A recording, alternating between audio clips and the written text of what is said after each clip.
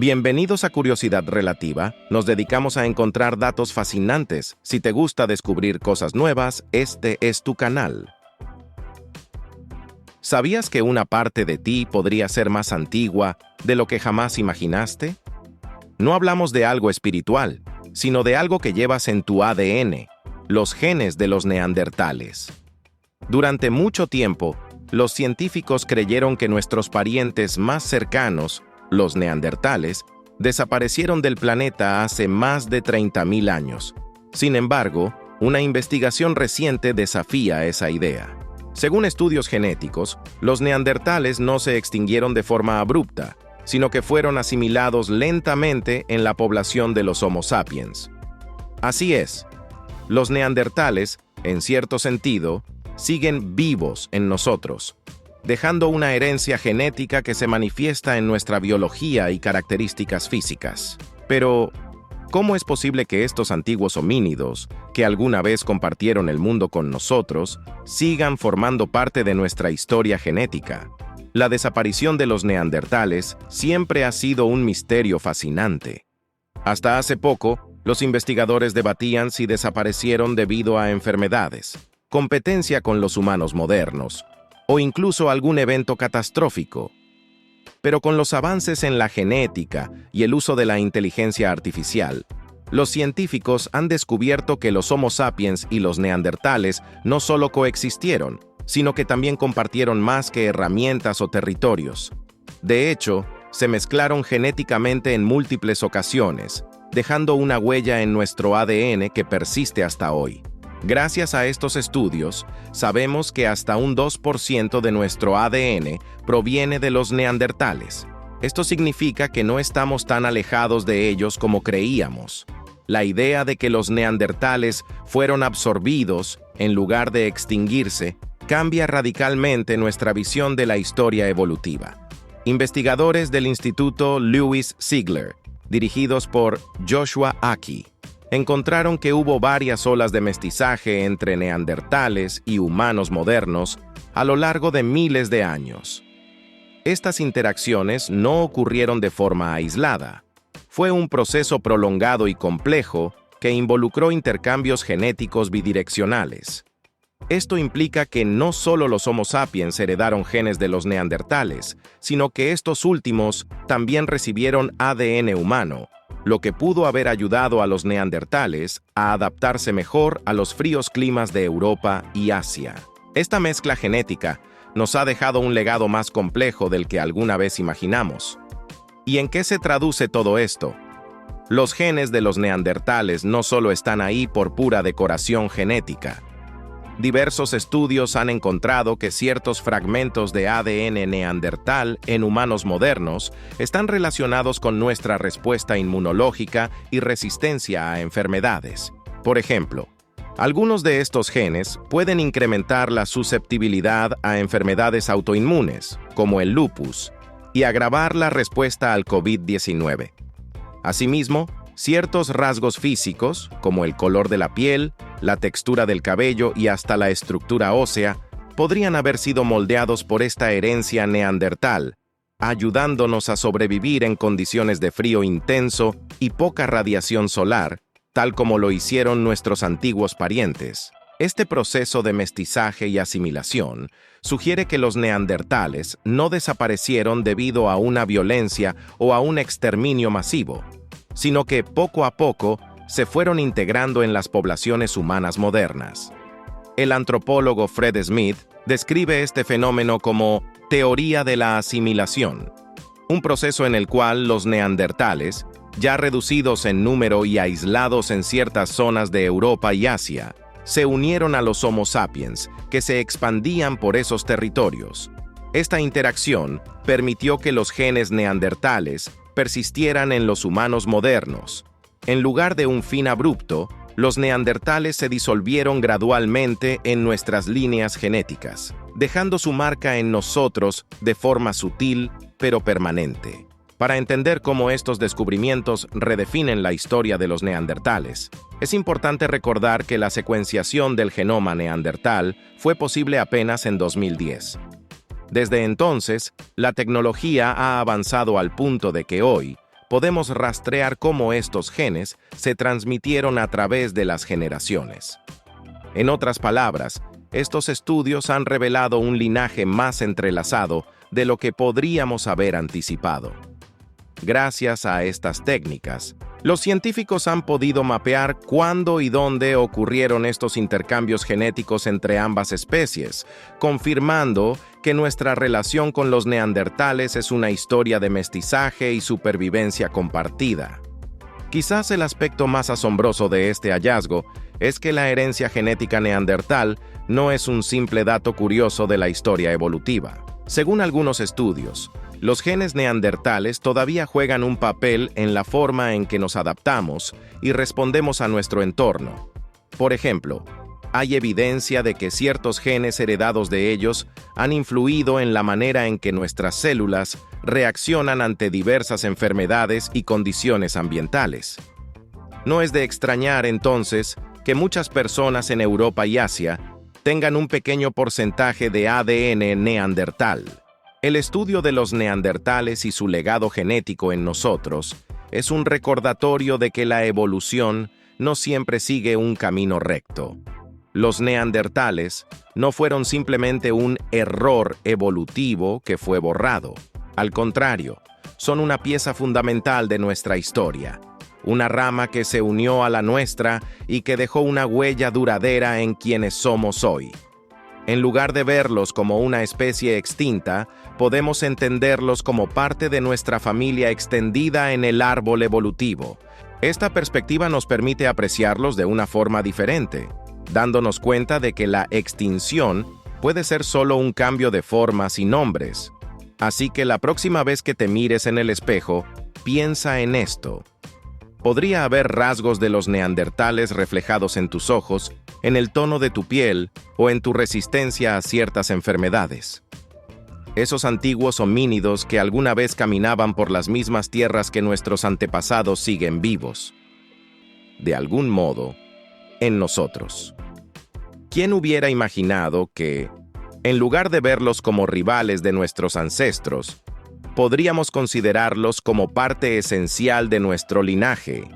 Y ahora que sabemos todo esto, la pregunta se vuelve más intrigante. ¿Qué otros secretos podrían revelarse en el ADN humano que aún desconocemos sobre nuestra relación con otras especies antiguas? ¿Sabías que existe un loro tan oscuro y siniestro que ha sido apodado el loro Drácula? Esta curiosa ave no proviene de Transilvania, ni se alimenta de sangre, pero su aspecto gótico le ha ganado el apodo en referencia al famoso vampiro de la literatura. Conocido científicamente como Citrichas fulgidus, el loro Drácula también es llamado loro de Pesquet, loro aguileño o loro buitre. Su imagen es tan impactante que parece sacada de un cuento de terror, con plumas negras y un toque de rojo brillante, como si llevara un manto oscuro con forro carmesí. Pero no dejes que su apariencia te engañe. Este loro no representa ningún peligro para los humanos. En realidad, es una criatura fascinante que enfrenta una difícil batalla por sobrevivir.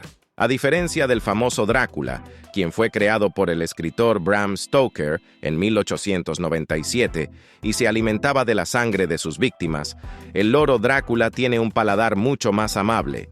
Este extraño y hermoso ave prefiere una dieta frugívora, es decir, se alimenta casi exclusivamente de frutas. Su alimento favorito son los higos, aunque también consume flores y néctar de plantas específicas. Por eso, su pico fuerte y sus garras firmes le permiten arrancar y manipular los frutos de manera experta, lo que lo convierte en un especialista en recolectar y consumir frutas en su hábitat. El loro Drácula vive exclusivamente en una región muy particular del mundo, las laderas boscosas del norte de la isla de Nueva Guinea. Esta isla, ubicada en el Océano Pacífico, es una de las más grandes y biodiversas del planeta, y es el hogar de numerosas especies de flora y fauna que no se encuentran en ningún otro lugar. Estos bosques tropicales de Nueva Guinea, con su abundancia de frutas y refugios naturales, brindan el hogar perfecto para el loro Drácula, que se siente cómodo entre los altos árboles y los densos follajes que cubren la isla. Si miramos más de cerca a este peculiar ave, podemos notar varios rasgos que le dan su famoso aspecto siniestro. El loro Drácula mide alrededor de 50 centímetros, similar en tamaño a un cuervo. Su plumaje es predominantemente negro en la parte superior y las alas, mientras que el pecho y las partes inferiores están decoradas con plumas rojas. Sus patas son grises y su cabeza, a diferencia de la mayoría de los loros, no tiene plumas en la parte delantera.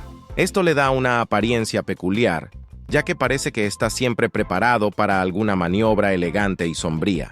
Además, los machos tienen una característica mancha roja detrás de los ojos, lo que intensifica aún más su semblante gótico. Sin embargo, a pesar de su aspecto oscuro y su nombre intimidante, el loro Drácula es totalmente inofensivo. No tiene garras afiladas para cazar ni un pico diseñado para desgarrar carne. Su dieta y su comportamiento son pacíficos, centrándose en la búsqueda de frutas y la convivencia tranquila en los bosques. Esta característica lo aleja de la imagen de un ser maléfico o peligroso, recordándonos que las apariencias pueden ser engañosas en el reino animal.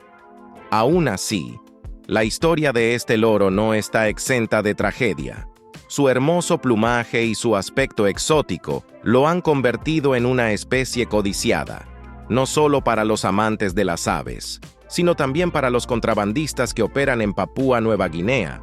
Estas aves son perseguidas principalmente por sus llamativas plumas rojas, que son usadas en tocados tradicionales de la región. Esta demanda ha llevado a una caza insostenible de la especie. Según un estudio de la Wildlife Conservation Society, se calcula que alrededor del 8% de la población total de loros Drácula es cazada cada año para satisfacer esta demanda local. La situación se ha vuelto tan grave que el loro Drácula está ahora clasificado como vulnerable en la lista roja de la Unión Internacional para la Conservación de la Naturaleza, UICN, una organización que monitorea el estado de las especies alrededor del mundo. Esta categoría implica que la especie enfrenta un alto riesgo de extinción si no se toman medidas para reducir la caza y proteger su hábitat en los bosques de Nueva Guinea. A pesar de su tamaño relativamente grande y su apariencia imponente, el loro Drácula es una criatura frágil frente a las amenazas humanas, y su población continúa disminuyendo debido a la pérdida de hábitat y la caza furtiva. Aunque el loro Drácula vive en un entorno lejano y poco accesible, su historia es un recordatorio de los efectos que pueden tener las prácticas humanas sobre la vida silvestre. Cada año, sus poblaciones se ven mermadas por la caza, no solo para satisfacer las tradiciones culturales locales, sino también para abastecer el mercado negro de animales exóticos. Además, la destrucción de los bosques para actividades agrícolas y de explotación maderera también representa un peligro para el hábitat de esta especie. La conservación del loro Drácula es crucial no solo por su rareza y belleza, sino también por el papel que cumple en su ecosistema. Como consumidor especializado de frutas, este loro contribuye a la dispersión de semillas, ayudando a mantener la biodiversidad del bosque tropical. Su desaparición podría alterar el equilibrio del ecosistema en el que habita, afectando a otras especies y al propio bosque en su conjunto. En definitiva, el loro Drácula es una prueba de que la naturaleza puede ser tan sorprendente como cualquier historia de terror.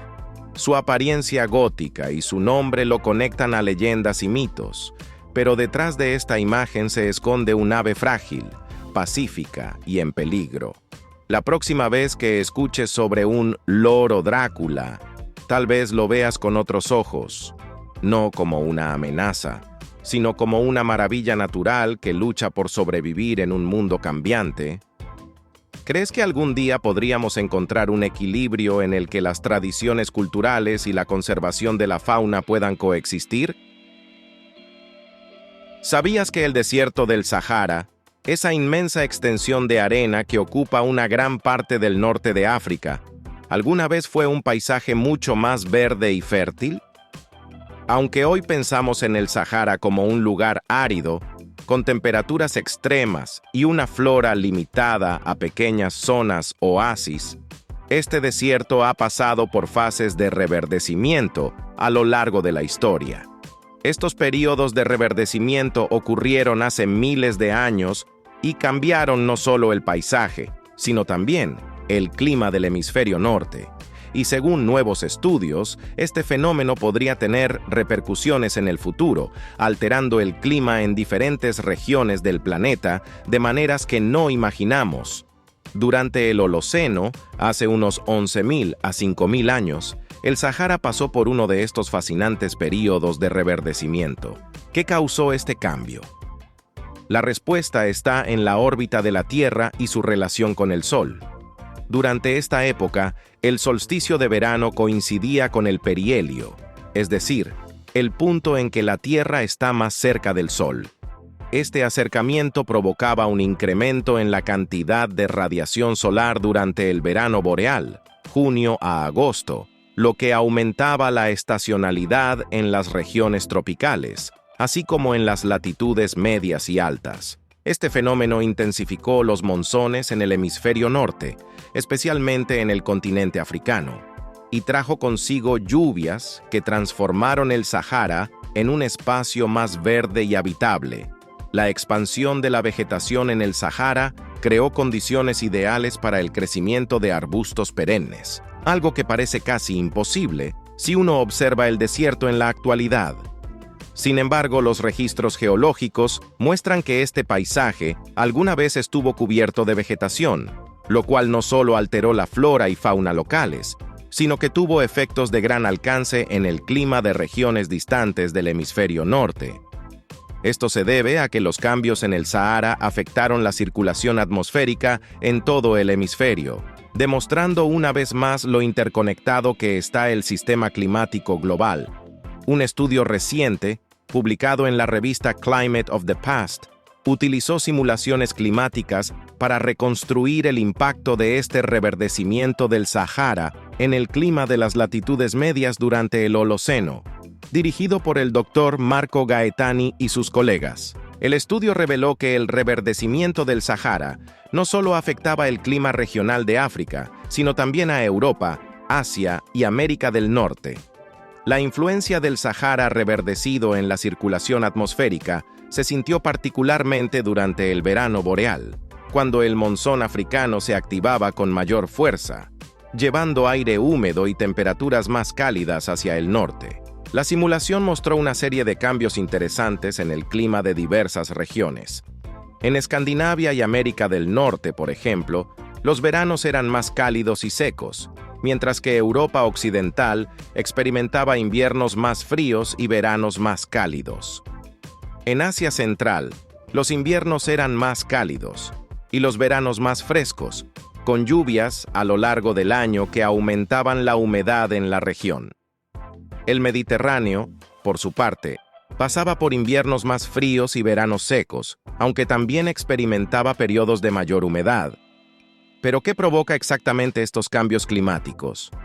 La respuesta parece estar en un fenómeno conocido como la circulación de Walker. Esta es una corriente atmosférica que mueve el aire alrededor del planeta. Durante el Holoceno, los científicos notaron que esta circulación se desplazó hacia el oeste, lo que tuvo un impacto en las corrientes en chorro, que son bandas de vientos fuertes en la atmósfera superior.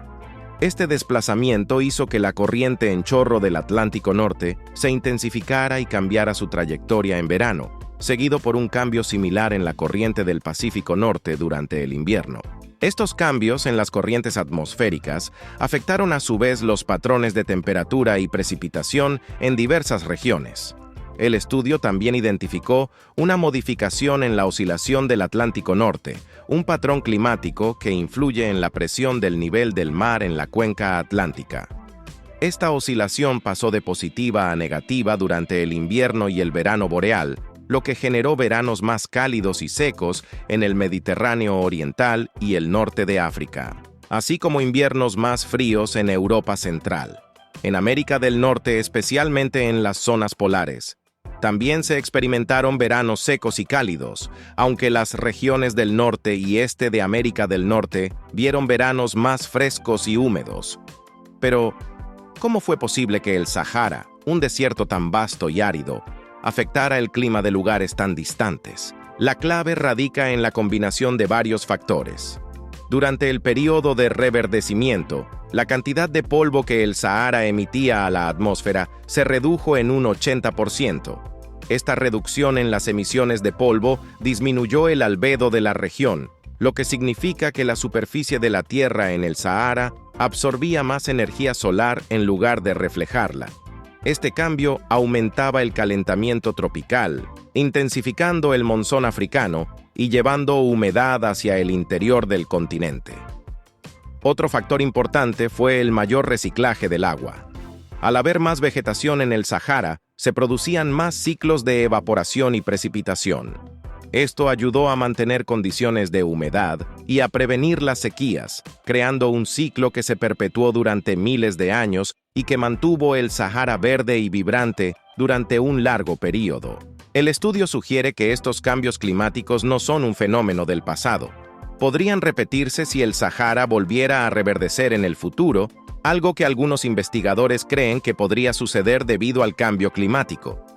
Hoy en día, los cambios en los patrones de lluvia en el norte de África y la migración de los sistemas climáticos están creando corredores de vegetación en algunas partes del Sahara, lo cual ya está influyendo en la distribución de especies y la supervivencia de la fauna local.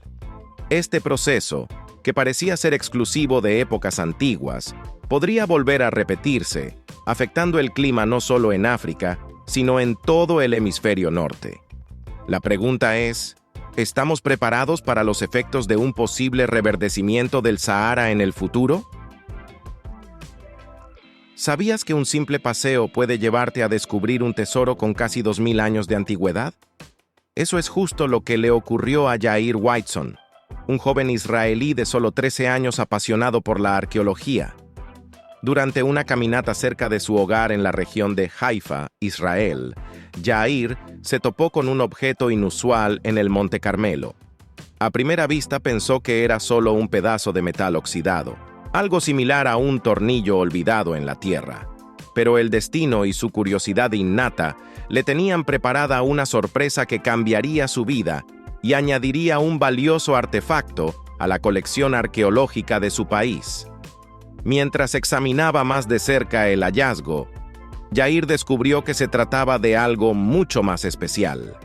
Ante él no había un simple tornillo oxidado, sino un anillo antiguo, una joya fina y meticulosamente elaborada, con una figura femenina grabada en su superficie. Intrigado, empezó a imaginar de dónde provenía y quién podría haberlo usado. En ese instante, Yair estaba tocando un pedazo de historia de hace unos 1800 años, un anillo que databa de la época en que el Imperio Romano dominaba la región. Esta joya, según confirmaron posteriormente los expertos, llevaba la imagen de la diosa Minerva, la deidad romana de la sabiduría y la guerra, también conocida como Atenea en la mitología griega. La curiosidad y el entusiasmo de Yair lo llevaron a mostrar el anillo a su familia. Su hallazgo generó asombro y emoción en su hogar, pero también una pregunta crucial: ¿qué hacer con esta pieza de historia? Afortunadamente, la familia de Yair entendió la importancia de proteger el patrimonio cultural y contactaron a la Unidad de Prevención de Robos de la Autoridad de Antigüedades de Israel, IAA, una organización dedicada a preservar y estudiar el legado arqueológico del país. Este organismo, que colabora con expertos en arqueología y conservación, se encargó de analizar el anillo y confirmar su autenticidad, reconociendo que el hallazgo era legítimo y que, efectivamente, la figura grabada representaba a la diosa Minerva. Para Yair, este fue un momento revelador. Al ver el anillo con la ayuda de especialistas, comprendió que no solo tenía en sus manos una joya hermosa, sino un objeto con una historia profunda. Este anillo romano, que había pertenecido a alguien en el siglo II o III después de Cristo, contaba la historia de una época en que el Imperio Romano tenía influencia en esa parte del mundo. Minerva, la figura que adornaba el anillo, era una diosa muy venerada en ese tiempo. Simbolizaba la sabiduría y la destreza en la guerra, atributos que representaban los ideales de la época. Los romanos la adoraban por su inteligencia y por su capacidad de protegerlos en la batalla, lo cual resalta cuán significativa fue su figura para las civilizaciones antiguas. Este hallazgo también tiene una implicación cultural y educativa que va más allá del simple hecho de encontrar una joya. La Autoridad de Antigüedades de Israel, IAA, subrayó la importancia de preservar y cuidar el patrimonio cultural y arqueológico. Al recibir el anillo de manos de Yair, destacaron su sentido de responsabilidad y su respeto por el pasado. Este acto desinteresado no pasó desapercibido, y el joven fue recompensado de una manera especial. Le otorgaron un recorrido privado por el Museo Nacional de Arqueología de Israel en Jerusalén, una visita exclusiva que le permitió adentrarse aún más en el mundo de la arqueología, su gran pasión. Además, como muestra de gratitud, le obsequiaron un sello especial inspirado en el anillo y un certificado de agradecimiento, un reconocimiento simbólico pero significativo para alguien que sueña con dedicarse profesionalmente a esta ciencia en el futuro. En este contexto, el descubrimiento de Yair tiene un gran valor educativo, no solo para él, sino también para todos aquellos que se enteraron de su historia. La Autoridad de Antigüedades de Israel resaltó cómo este tipo de hallazgos fortuitos, aunque maravillosos, nos recuerdan la importancia de proteger y valorar el patrimonio arqueológico. Los expertos señalaron que estos objetos tienen una historia que contar y que deben ser preservados para que futuras generaciones puedan aprender de ellos. El anillo, ahora expuesto como parte de las giras de verano en el Campus Nacional J. y Ginny Schottenstein para la Arqueología de Israel, permite a los visitantes de todo el mundo apreciar el legado del pasado. Además de la historia personal de Yair, su hallazgo plantea una cuestión importante. ¿Cómo podemos sensibilizar al público sobre la importancia de cuidar y proteger los sitios arqueológicos? La historia de este joven destaca que, con la educación adecuada, incluso los descubrimientos más inesperados pueden terminar en el lugar adecuado. Su decisión de entregar el anillo y compartir su historia con la IA es un ejemplo de cómo las personas, incluso los más jóvenes, pueden actuar para conservar la historia de la humanidad. Su acto muestra que cualquiera, sin importar su edad, puede tener un papel activo en la preservación del pasado, y que una actitud respetuosa y responsable puede hacer la diferencia. Este tipo de descubrimientos enriquece nuestro conocimiento sobre la vida y las creencias de las civilizaciones antiguas. Y la historia de Yair también es una inspiración para todos aquellos que se sienten atraídos por la arqueología. ¿Quién sabe? Tal vez este hallazgo sea solo el primero de muchos en su carrera como arqueólogo. Y a quienes escuchan esta historia, queda una pregunta intrigante. ¿Qué otros secretos nos reserva el suelo que pisamos, esperando ser descubiertos por alguien tan curioso y apasionado como Yair? ¿Sabías que algunas aves también pueden emborracharse? Así es, aunque no beben alcohol como los humanos, los pájaros alas de cera pueden experimentar un estado de embriaguez al consumir frutas y bayas fermentadas.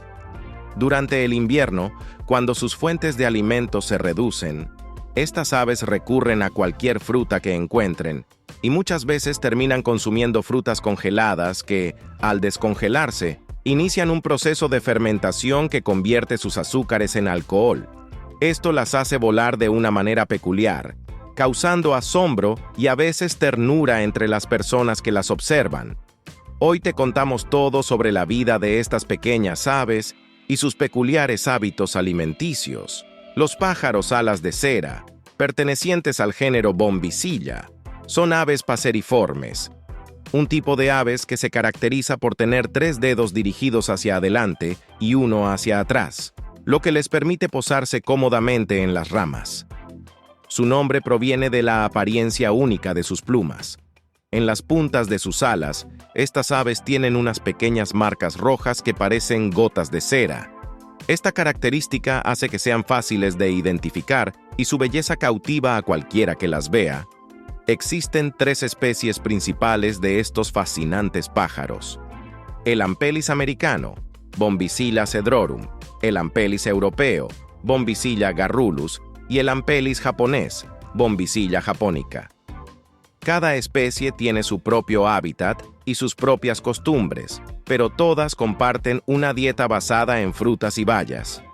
Se encuentran en América del Norte, Europa y Asia, donde suelen habitar en zonas boscosas que les proporcionan acceso a las frutas que tanto les gustan. En el caso del Ampelis americano, estos pájaros migran hacia el Valle de México a principios de invierno, aunque no suelen anidar en todos los lugares por los que pasan, lo que los convierte en aves de paso en muchas regiones. Pero, ¿qué ocurre cuando estas aves consumen frutas fermentadas? A lo largo del año, los pájaros alas de cera se alimentan principalmente de bayas y frutas azucaradas, además de algunos insectos, que son una fuente importante de proteínas, especialmente durante la temporada de reproducción. Sin embargo, en invierno, muchas de las frutas que quedan en los árboles se congelan, y al descongelarse, los azúcares que contienen empiezan a fermentar de forma natural, generando alcohol. Cuando los pájaros alas de cera comen estas frutas, pueden embriagarse y mostrar comportamientos muy peculiares, desde volar en círculos y perder el equilibrio hasta chocar con objetos como ventanas o ramas. Incluso, en algunos casos, los efectos de esta borrachera pueden ser tan intensos que las aves terminan cayendo al suelo, atontadas y desorientadas. Estos comportamientos no pasan desapercibidos para las personas que encuentran a las aves en estado de embriaguez. Al verlas en este estado, muchos sienten empatía por ellas y suelen ayudarlas a ponerse a salvo, trasladándolas a un lugar seguro para que descansen hasta que puedan recuperarse. Esta escena se ha vuelto cada vez más común en regiones donde las aves alas de cera son nativas. Por ejemplo, en 2023, el Departamento de Recursos Naturales de Georgia, en Estados Unidos, advirtió a los residentes sobre la presencia de pájaros borrachos en la zona. La entidad explicó que los pájaros alas de cera podían sufrir accidentes debido a su pérdida de coordinación al consumir estos frutos, lo que a veces provocaba colisiones con ventanas de vidrio y otros obstáculos en las áreas urbanas. Tristemente, en algunos casos, el consumo excesivo de frutas fermentadas puede llevar a consecuencias más graves. Si las aves ingieren una gran cantidad de frutas fermentadas, pueden sufrir envenenamiento por alcohol, lo cual puede incluso ser fatal. Además, existe otro riesgo: el consumo de los frutos de una planta exótica llamada Nandina domestica, también conocida como bambú sagrado. Esta planta, que se cultiva en muchas partes del mundo como ornamental, produce frutos de un brillante color rojo que atrae a las aves. Sin embargo, la nandina tiene la capacidad de extraer cianuro del suelo, y en ocasiones acumula dosis letales de este tóxico en sus frutos. Así, si los pájaros alas de cera consumen estas frutas, podrían intoxicarse con cianuro, lo que resulta fatal en algunos casos. Aunque esta no es la causa principal de la borrachera de estas aves, sí representa un riesgo adicional que podría afectar a su población. A pesar de estos desafíos, los pájaros alas de cera han desarrollado comportamientos fascinantes para poder alimentarse en grupo. Por ejemplo, cuando una bandada se encuentra en un árbol lleno de bayas, los miembros se alinean en una ramita y si no todas las aves pueden alcanzar las frutas al mismo tiempo, se pasan las bayas de pico en pico hasta que todos han comido. Esta organización y colaboración entre ellos es una de las muchas curiosidades de esta especie y nos muestra cómo la naturaleza encuentra formas ingeniosas de aprovechar los recursos disponibles. La historia de los pájaros alas de cera nos hace reflexionar sobre la sorprendente diversidad de comportamientos en el reino animal y los desafíos que enfrentan para sobrevivir en invierno. Aunque los efectos de la embriaguez son un riesgo para ellos, Estas aves han aprendido a aprovechar al máximo su entorno y en el proceso nos enseñan mucho sobre la adaptación y la vida silvestre. Entonces, la próxima vez que veas un ave comportándose de forma extraña, podría estar un poco alegre debido a unas bayas fermentadas. ¿No te parece increíble la manera en que la naturaleza conecta a los seres vivos a través de fenómenos tan curiosos como este? ¿Sabías que en las sombras del bosque atlántico de Brasil vive un sapito tan diminuto que apenas alcanza el tamaño de una uña? Este pequeño habitante del suelo de la selva se llama Brachycephalus dacnys y con menos de 7 milímetros de longitud, se ha ganado el título de segundo vertebrado más pequeño del mundo. Es un hallazgo fascinante no solo por su minúsculo tamaño, sino también por las características que lo hacen único en su género.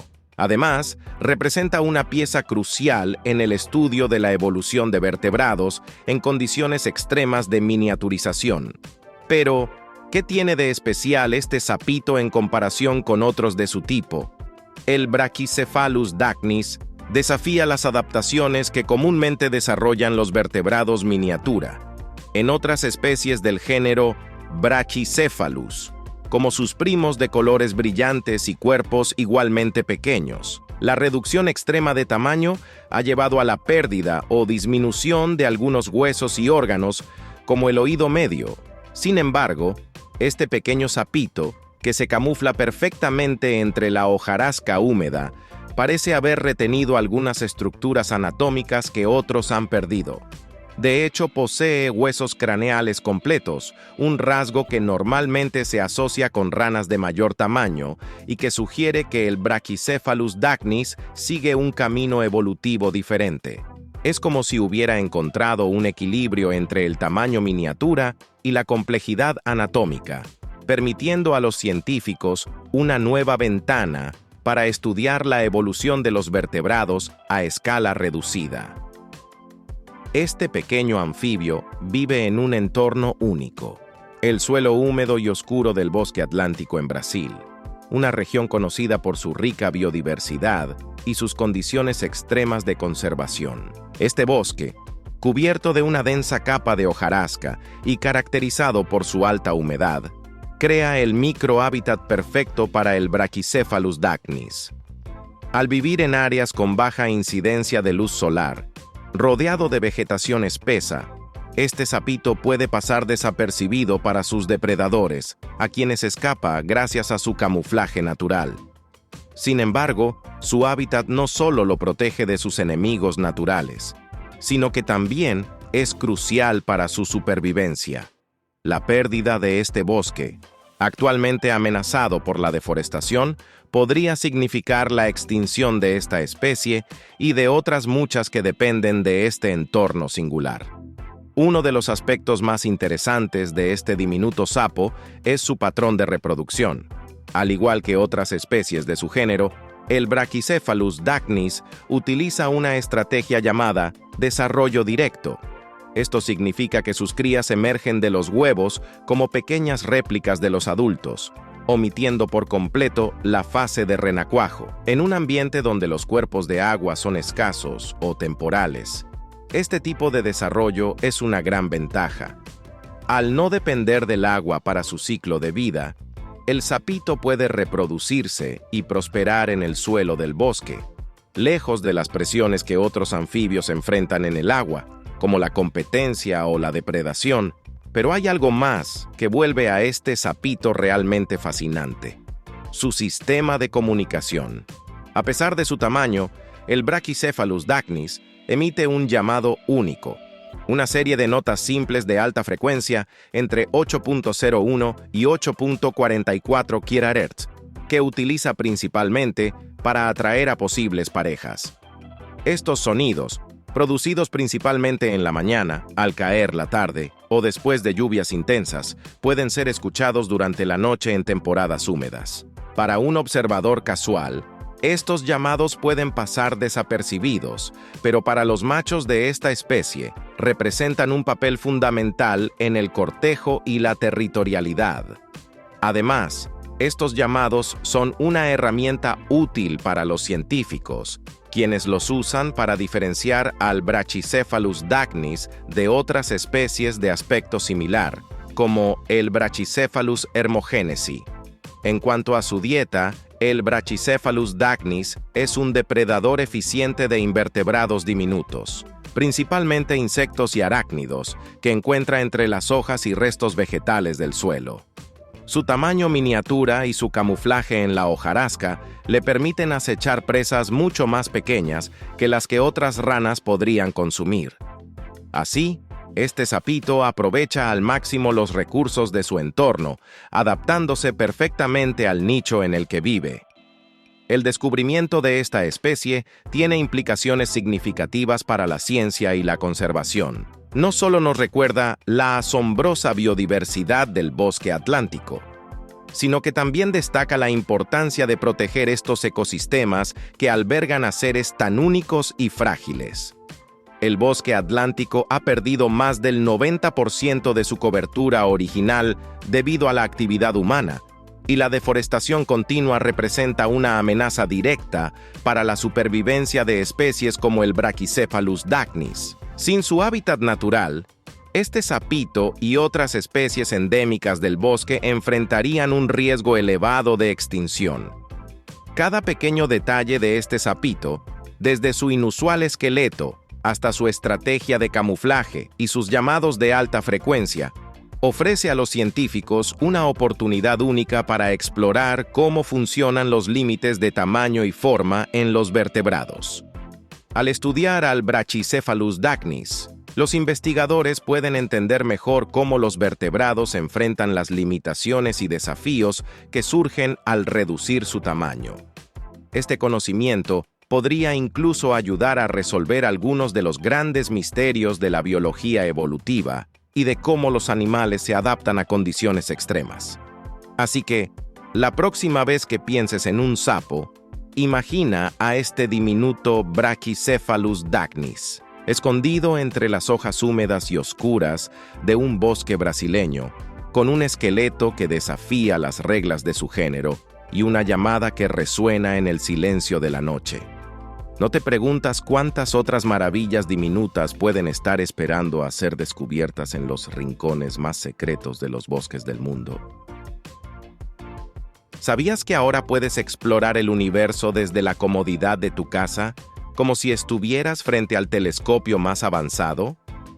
Gracias a un increíble mapa interactivo creado por astrónomos de la Universidad Johns Hopkins, cualquiera puede hacer un viaje desde la Vía Láctea hasta el borde del universo observable. Este mapa es el resultado de más de 2 décadas de información recopilada en el Sloan Digital Sky Survey, un ambicioso proyecto que empezó en el año 2000 en el observatorio Apache Point, en Nuevo México. El Sloan Digital Sky Survey es considerado uno de los proyectos astronómicos más importantes de nuestra era. Su objetivo era mapear el universo con una precisión sin precedentes, y para ello utilizó un telescopio de 2.5 metros equipado con una cámara de 120 megapíxeles que capturaba imágenes de diferentes regiones del cielo cada noche. Así, durante 8 años, los astrónomos pudieron escanear 1.5 grados cuadrados del cielo en cada sesión, aproximadamente el área de 8 lunas llenas, registrando detalles de millones de galaxias, estrellas y otros objetos cósmicos. Cada punto en el mapa interactivo representa una galaxia que alberga miles de millones de estrellas y planetas, lo que hace que nuestra Vía Láctea parezca apenas un pequeño punto en comparación con la inmensidad del cosmos. Este mapa no es solo una colección de puntos en el espacio. La cámara del Sloan Digital Sky Survey es capaz de capturar imágenes en 5 longitudes de onda, desde el ultravioleta hasta el infrarrojo, lo que permite a los científicos estudiar el espectro completo de luz de cada objeto. Esto significa que, además de conocer la posición de cada galaxia, los astrónomos pueden analizar su composición, edad y muchos otros datos. Es como si cada píxel en el mapa fuera un mundo de información. Y ahora cualquier persona puede acceder a esta ventana al universo sin necesidad de ser un científico. Uno de los aspectos más fascinantes de este mapa es cómo revela la estructura a gran escala del universo. Si te desplazas en el mapa, verás que nuestra galaxia es solo un píxel. Al alejarte, observas cómo las galaxias forman cúmulos y supercúmulos, enormes estructuras que abarcan millones de años luz. En la parte superior del mapa se encuentra la primera luz del universo, emitida hace unos 13.7 mil millones de años, poco después del Big Bang. Esta primera luz se observa como una tenue radiación en el espectro rojo, producto de la expansión del universo que estira la longitud de onda de la luz a medida que los objetos se alejan. El universo que observamos hoy no siempre ha sido como lo conocemos. Existen tres teorías principales sobre su origen. La primera es la teoría del Big Bang, que postula que el universo comenzó como un punto increíblemente denso y caliente hace unos 13.8 mil millones de años. Esta explosión dio lugar a la expansión del universo, que sigue en curso. La evidencia de esta teoría incluye la radiación de fondo de microondas, una especie de eco cósmico de esa explosión inicial, y el hecho de que las galaxias se alejan unas de otras. Otra teoría, menos popular hoy en día, es la del estado estacionario, que sugiere que el universo siempre ha existido en un estado similar al actual. Según esta hipótesis, cuando el universo se expande, se crea nueva materia para mantener una densidad constante. Esta teoría perdió apoyo debido a las observaciones del Big Bang y la radiación de fondo cósmica, pero sigue siendo una idea fascinante. La última teoría es la del multiverso. Una propuesta aún sin evidencia directa que sugiere que nuestro universo es solo uno de muchos universos burbuja. Estos universos podrían tener leyes físicas y constantes diferentes. Esta idea surge de ciertos modelos de inflación cósmica que proponen que durante los primeros momentos del Big Bang, el universo se expandió a una velocidad increíble. Esta inflación podría haber creado múltiples universos con características únicas. Aunque la teoría del multiverso es intrigante, plantea tantas preguntas como respuestas y sigue siendo tema de debate entre los científicos. En el mapa interactivo del SDSS, también puedes ver cómo cambia el color de las galaxias. Las galaxias más cercanas a nosotros aparecen en tonos azules, mientras que las más lejanas son de un rojo intenso debido al efecto de corrimiento al rojo, resultado de la expansión del universo. En el extremo del mapa, la primera luz se muestra en tonos aún más rojos, dándonos un vistazo a los primeros instantes del cosmos. Este mapa no solo nos ayuda a entender la escala del universo, sino también a reconocer nuestra posición en él. Como dijo Brice Ménard, co-creador del mapa, nuestra galaxia es solo un píxel en una escala completamente diferente. Gracias a este esfuerzo, cualquier persona puede navegar por el universo y descubrir algo nuevo en cada rincón de esta vasta representación del cosmos. Entonces, si alguna vez has mirado al cielo y te has preguntado cuán grande es el universo o qué hay más allá de lo que podemos ver, este mapa interactivo te ofrece una respuesta en forma de viaje visual. ¿Te atreves a explorar el universo y descubrir cuán insignificante es nuestra posición en él? ¿O quizás encontrarás una galaxia que aún guarda un misterio sin resolver? ¿Sabías que vivimos en un planeta que se mueve a velocidades asombrosas sin que lo notemos en lo más mínimo? La Tierra, nuestro hogar en el universo, gira sobre su propio eje a unos 1.675 kilómetros por hora en el ecuador. Además, se desplaza en una órbita elíptica alrededor del Sol a la increíble velocidad de 107.280 kilómetros por hora. Y eso no es todo. La Tierra también se mueve junto al sistema solar a través de la galaxia. Con todo este movimiento, ¿por qué no sentimos nada de esto? La respuesta tiene que ver con la física y la naturaleza constante de estos movimientos. Cuando pensamos en sentir movimiento, lo que realmente percibimos es la aceleración o desaceleración, como cuando un coche se pone en marcha o frena de repente. Sin embargo, el movimiento de la Tierra es increíblemente estable y constante. por lo que no experimentamos cambios de velocidad que activen nuestro sentido del equilibrio. Tanto nosotros como todo lo que nos rodea, incluyendo océanos, atmósfera y continentes, viajamos a la misma velocidad. Como resultado, no sentimos que la Tierra gire ni orbite. Es algo similar a estar en un avión que vuela a velocidad constante. Si no miras por la ventana, es difícil sentir el movimiento. Otra razón por la que no notamos la rotación de la Tierra es que vivimos dentro de su atmósfera, que se mueve con el planeta. Esto nos proporciona un entorno estable, lo que impide que sintamos las fuerzas que en realidad están presentes. Sin embargo, existen efectos sutiles que demuestran que la Tierra se mueve. Por ejemplo, el efecto Coriolis, un fenómeno que afecta a la trayectoria de los objetos en movimiento debido a la rotación del planeta. Este efecto es lo que hace que los vientos en el hemisferio norte tiendan a girar en sentido horario, mientras que en el sur lo hacen en sentido antihorario. También es la razón por la cual los cohetes se lanzan desde lugares cercanos al ecuador, donde la velocidad de rotación es mayor, lo que ayuda a darles un empujón adicional en su viaje hacia el espacio. La historia de cómo los humanos llegamos a entender el movimiento de la Tierra es fascinante. Durante siglos, la mayoría de las culturas creyeron que la Tierra era el centro del universo y que todo giraba a nuestro alrededor. Esta visión, conocida como el modelo geocéntrico, fue defendida por muchos sabios de la antigüedad, incluyendo el famoso astrónomo Ptolomeo. Sin embargo, hubo algunas excepciones. Uno de los primeros en cuestionar esta idea fue el astrónomo griego Aristarco de Samos, quien en el siglo III a.C. sugirió que la Tierra en realidad giraba alrededor del Sol. A pesar de su propuesta, la idea fue ignorada durante siglos. No fue hasta el siglo XVI, cuando el astrónomo polaco Nicolás Copérnico publicó su revolucionaria obra De Revolutionibus Orbium Coelestium, que la idea del heliocentrismo empezó a ganar aceptación.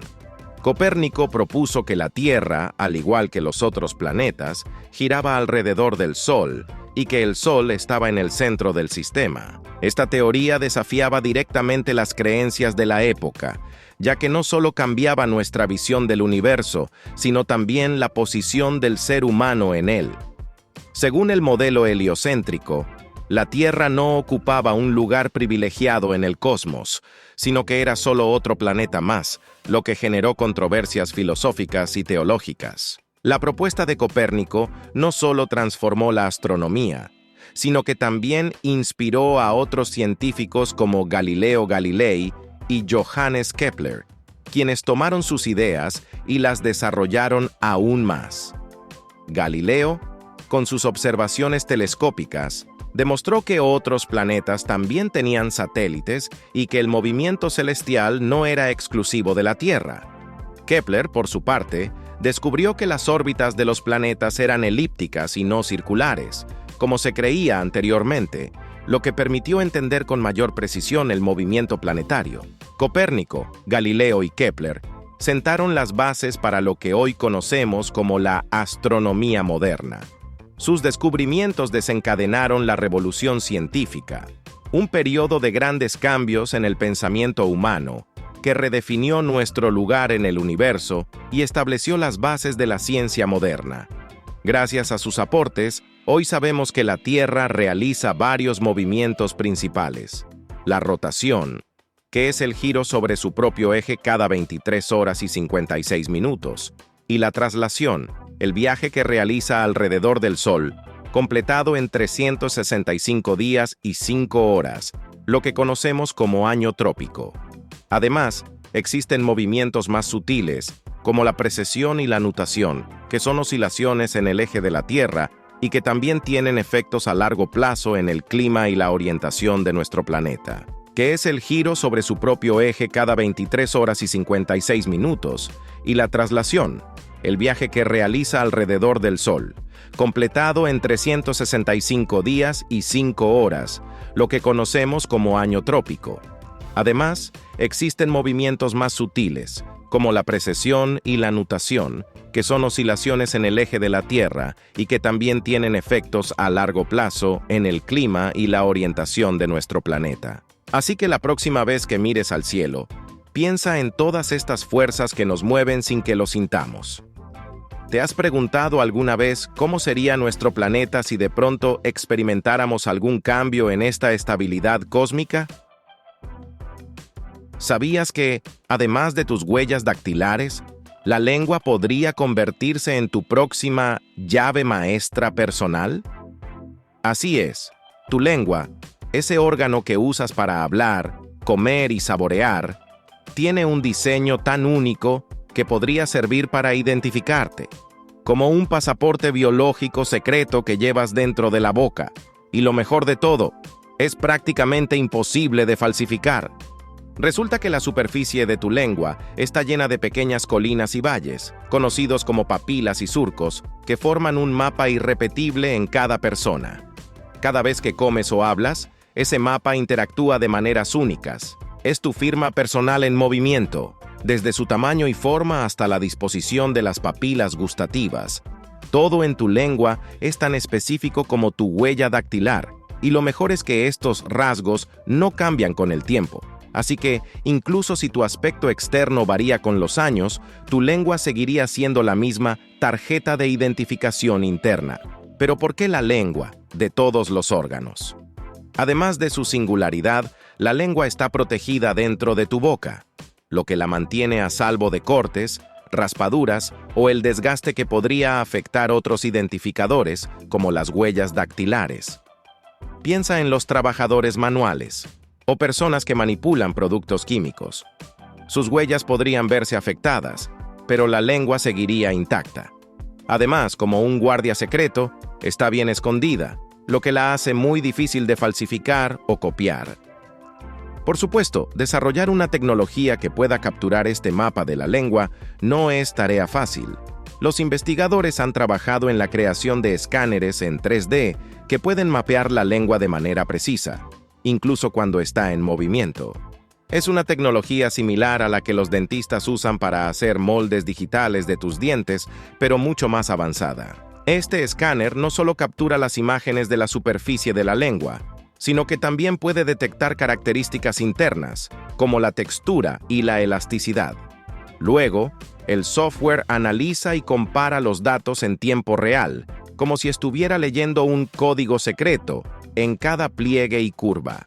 Pero esto va más allá de la simple identificación. Los investigadores están emocionados por el potencial de combinar esta tecnología con la medicina.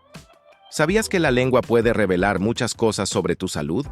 Por ejemplo, un cambio en el color o la textura podría ser una señal de deshidratación, problemas digestivos o incluso algunas enfermedades crónicas. En el futuro, un simple escaneo de tu lengua no solo podría verificar tu identidad, sino también darte un reporte de salud personalizado. Un 2x1 de ciencia y medicina. Ahora, aunque la idea suena genial, también hay retos por resolver. Para empezar, no todos estarían emocionados de tener que sacar la lengua frente a una máquina para identificarse. A pesar de su eficacia, este método de verificación biométrica podría parecer extraño o incómodo para muchos. Imagina llegar a un banco o un aeropuerto y que te pidan, en lugar de una foto o tu huella digital, que saques la lengua. Definitivamente sería algo curioso de ver, pero además de la incomodidad social, hay que pensar en la higiene.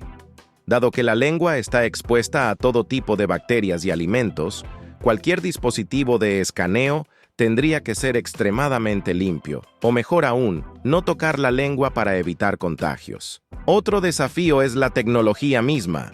Aunque ya existen prototipos de escáneres para la lengua, estos aún no son comunes ni accesibles.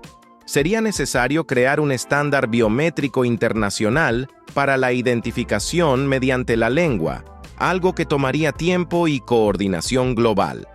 Y claro, habría que asegurarse de que los datos biométricos de las personas se mantengan seguros y privados, evitando cualquier tipo de hackeo o mal uso. Sin embargo, si todo esto llegara a implementarse, las aplicaciones serían fascinantes.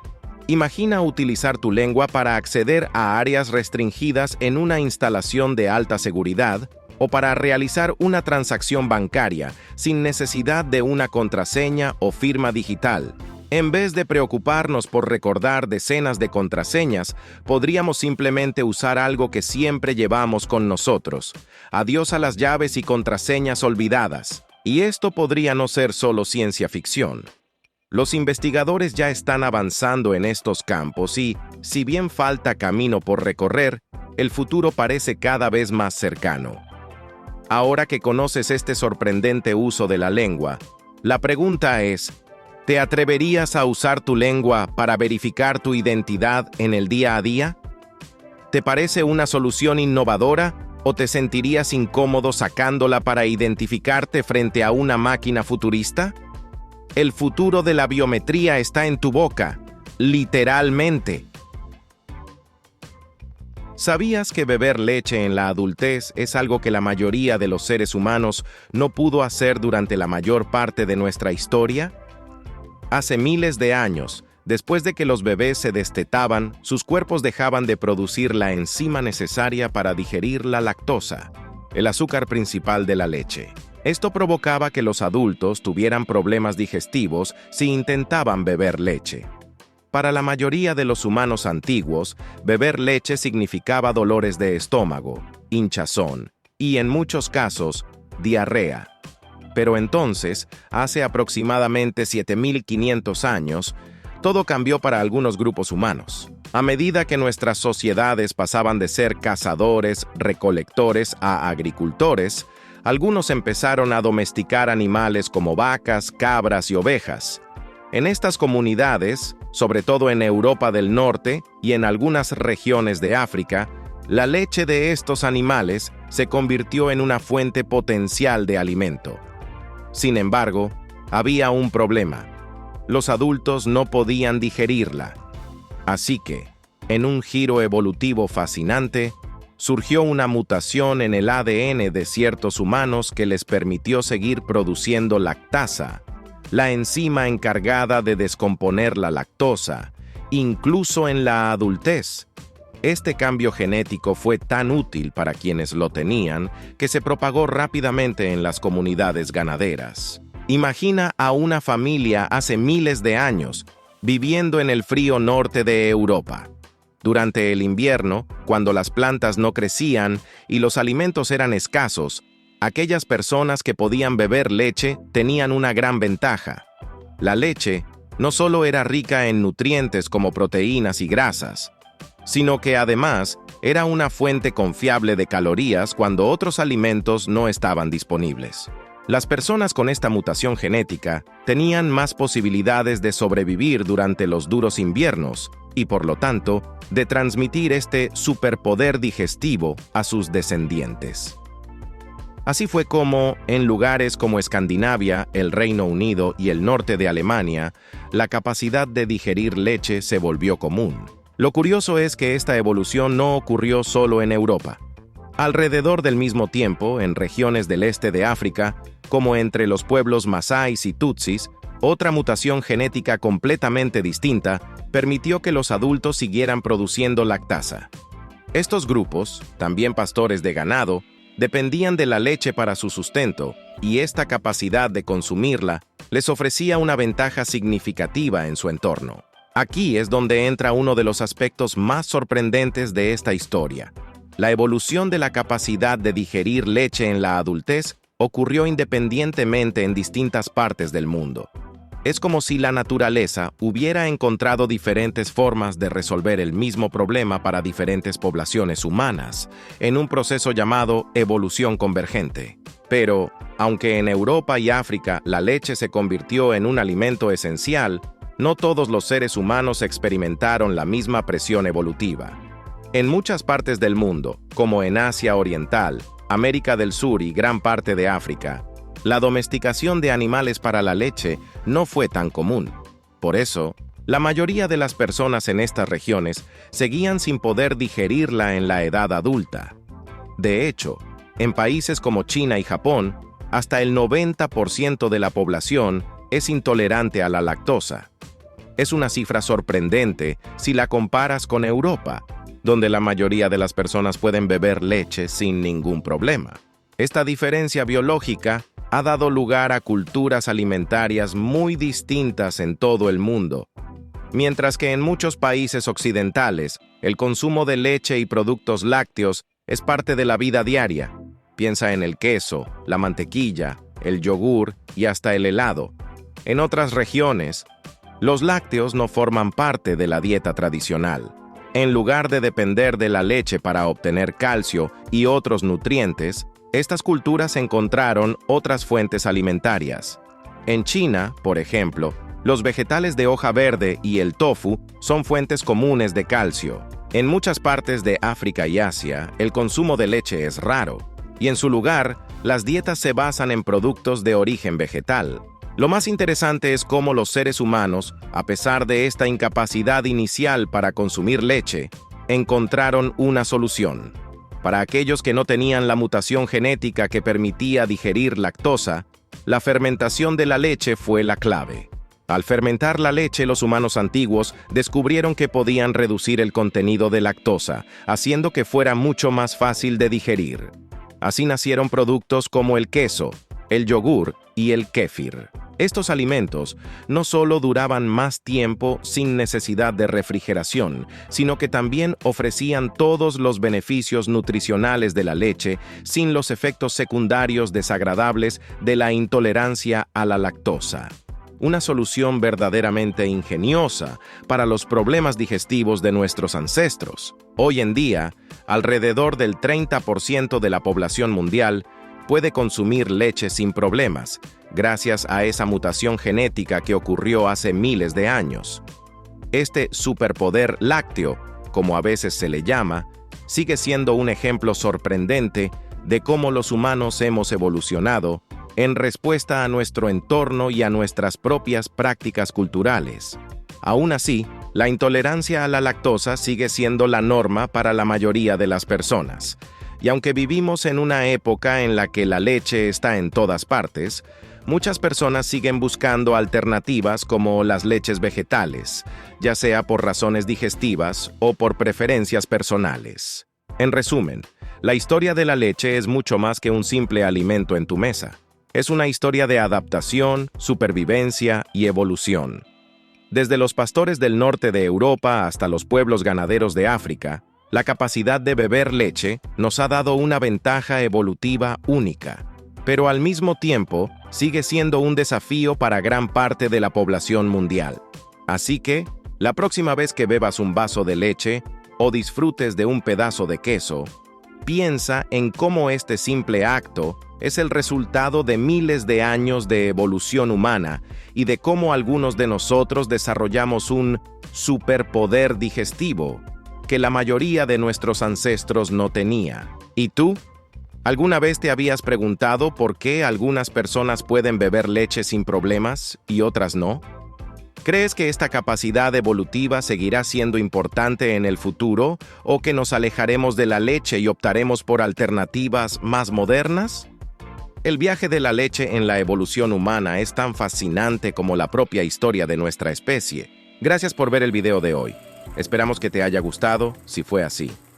No olvides suscribirte y activar la campanita de notificaciones para que YouTube te avise cuando subamos nuevo video.